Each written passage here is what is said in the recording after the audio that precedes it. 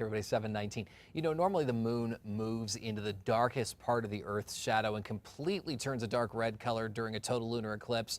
But this eclipse that's happening this week is pretty unique. And here to tell us why it's so unique is Space Science Director Jim Greenhouse. So glad to have you, Jim. And this kind of phenomenon is really fascinating. Well, in general. Yeah, and as you say, this eclipse is going to be unique because the moon is going to just barely move into the shadow of the Earth. It's going to be as close to the edge as it can get without, and still be in a total eclipse.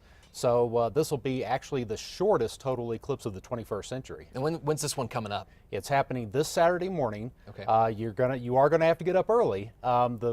Partially part of the eclipse starts actually around 4:15 a.m. And then the total part of the eclipse is going to happen very, very briefly right around 6 a.m. So that's the time you really need to be looking. Watch KRQE this morning and then you'll be set.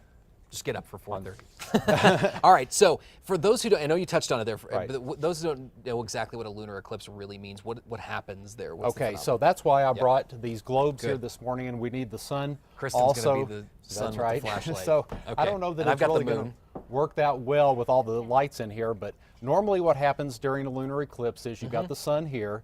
The Earth makes a shadow because this is the light from the sun, and the moon moves into it. Now, you don't get a lunar eclipse every single month because normally the moon moves a little below or a little above the Earth, and so you don't always get into the shadow. But this particular time, on the 4th, on this Saturday morning, you are going to get the moon going into the shadow of the Earth, but it's just going to be barely in there. And so, in fact, from some of the models I've seen about this eclipse, the moon may not actually totally get into the shadow at all, from as you see it here from New Mexico. So you may just see the moon, a tiny little sliver of the sunlight still hitting the moon. So, and if it does go completely into the shadow, it's only going to be there about 2 or 3 minutes. So it's as close to total as it's going to get. I mean, for New Mexicans, maybe we're going to see a little bit more than some, but it's actually in other places going to be almost entire.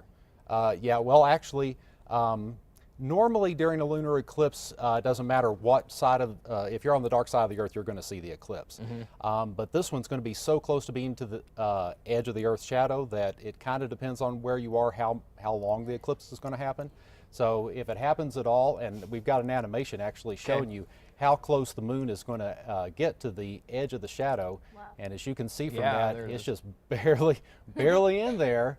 And so the official total part of the eclipse, like I said, if it happens at all, is only going to be a couple of minutes long. Normally, total lunar eclipses happen for like an hour or so, so you got plenty of time. But this one you're really going to have to be watching at the right time. You may have mentioned this earlier. How often does a lunar eclipse happen? Well, we actually had 2 last year. We've got 1 more happening this year.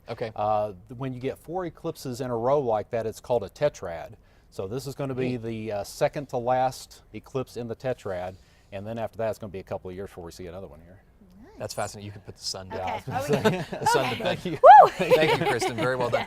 Why are people so fascinated by this? I mean, every time a lunar eclipse happens, it seems it's trending online, or I mean, you have people talking about it all over the place. Yeah, well, exactly. Well, it's sort of a rare occurrence. It's pretty rare to get 4 in a row like this. And so that's one reason. And like I said, this is going to be the shortest total eclipse that we're going to be able to see for the entire 21st century. So this is going to be really one to see. And hopefully it'll be clear this Saturday morning so that we can see it. We're actually having 2 events related to the moon.